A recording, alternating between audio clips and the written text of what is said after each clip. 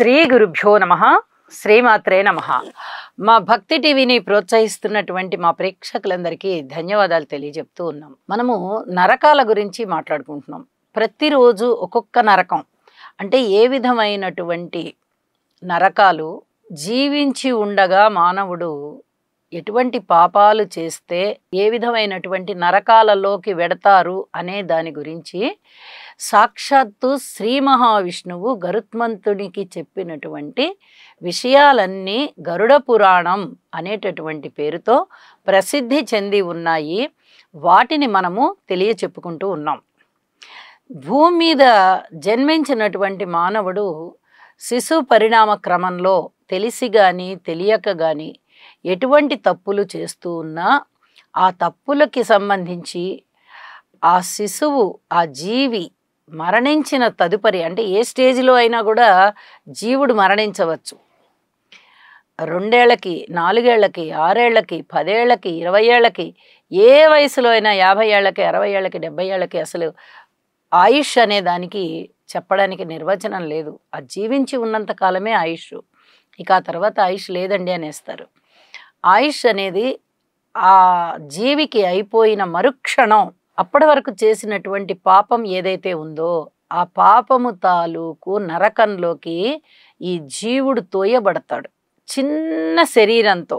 దాన్ని యాతనా శరీరం అని అంటారు. ఈ యాతనా శరీరం అనేది మనిషి భూమి మీద జీవించినప్పుడు ఉన్నటువంటి శరీరము కాదది, చాలా సూక్ష్మంగా ఉంటుంది. యాతనా శరీరం అంటే అది బాధలు పడడానికి అనుకూలంగా ఉండేటటువంటి శరీరం అన్నమాట. ఆ శరీరము యాతన పెడుతూ ఉంటుంది. ఆ యాతనా శరీరంతోనే ఈ మరణించినటువంటి వ్యక్తి యొక్క జీవుడు ప్రయాణం చేస్తూ వెళ్తాడు.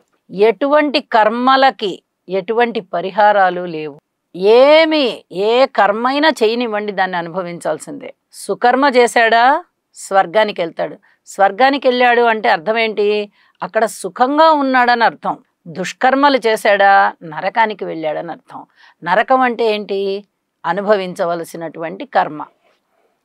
అది బాధతో కూడి ఉన్నటువంటి వాటిని దుష్కర్మలు అని చెప్తాము, నరకం అని చెప్తాము. ఈ నరకాలు ముఖ్యంగా 28 నరకాల గురించి ప్రస్తావించాము. మనము ప్రతిరోజు చెప్పుకుంటున్నాం కదా. అందులో ఈవేల్టి రోజున ఎటువంటి కర్మలు చేస్తే, ఎటువంటి పొరపాట్లు చేస్తే, ఎటువంటి పాపపు పనులు చేస్తే క్రిమి భోజనము అనేటటువంటి నరకానికి వెళ్తాడు జీవుడు అనే దాని గురించి చెప్పుకుందాం. క్రిమి భోజనము ఇది ఒక నరకం. ఈ నరకానికి ఎటువంటి వాళ్ళు వెళ్తారు? తాను తింటున్నప్పుడు ఎవరికి పెట్టకుండా తినడం, తాను తినవలసి వస్తే వెళ్ళి దొంగచాటుగా తిని రావడం, ఎక్కడ పెట్టవలసి వస్తుందో అని చెప్పి దాచుకొని తినడం, ఇలా చేసినటువంటి జీవికి మరణించిన తదుపరి ఆ జీవుడు ఈ క్రిమి భోజనం అనే నరకంలో పడతాడు. అక్కడ భోజనం ఉంటుంది, కానీ అది తినడానికి వీలుగా ఉండదు. దాని నిండా పురుగులు ఉంటాయి. పురుగులు ఉన్నటువంటి ఆహారాన్ని ఎవరు తినగలుగుతారు? తినలేరు. అక్కడ కూడా అంతే. ఈ మరణించినటువంటి జీవుడు ఆ యాతనా శరీరంతో ఆహారాన్ని తినలేకపోతాడు. నానా అగచాట్లు పడాలి. ఆకలేస్తూ ఉంటుంది, ఆహారం ఉంటుంది, కానీ ఆహారం తినడానికి అనుకూలంగా ఉండదు. యమదూతలు వచ్చి కొడతారు. నువ్వు జీవించి ఉన్నప్పుడు ఎవరికి ఆహారం పెట్టకుండా తిన్నావు కదా, ఆహారాన్ని తీసుకునే ముందర కొన్ని నియమాలు ఉంటాయి. ఆ ఆహారాన్ని నీటితో శుద్ధి చెయ్యాలి. అంటే ఒక్క చుక్క నీళ్లు జల్లాలి. భగవంతుని తలుచుకొని సంప్రోక్షణ చెయ్యాలి వాళ్ళ కుల ఆచారాలను బట్టి. ఇలాంటివేవి లేకుండా నువ్వు ఆహారాన్ని తిన్నావే, నువ్వు శుద్ధి చేయవలసిన ఆహారాన్ని శుద్ధి చేసుకోలేదు, సంప్రోక్షణ చెయ్యలేదు, అలాగే తోటివారికి పెట్టలేదు. పోనీ బలియజ్ఞం అంటాం, బలిదానం, బలియజ్ఞం అంటూ ఉంటాం. ఆహారం తినేటప్పుడు ఒక ముద్దని ఇలా పిడిచి పక్కన పెడతాం. ఆహారాన్ని తినడం అయిపోయిన తర్వాత ఈ పిడచని తీసుకెళ్ళి బయట కాకులకో పక్షులకో ఎక్కడో ఒక చోట పెడతారు, అవి తినడానికి వీలుగా. అంటే ఇవేవి నువ్వు పాటించలేదు. ఇలా ఏవి పాటించకుండా నీ ఒక్కడివే స్వార్థపూరితంతో భోజనం చేసావే. ఎప్పుడు ఆహారాన్ని ఇలాగే తీసుకుంటూ ఉండేవాడివి కదా.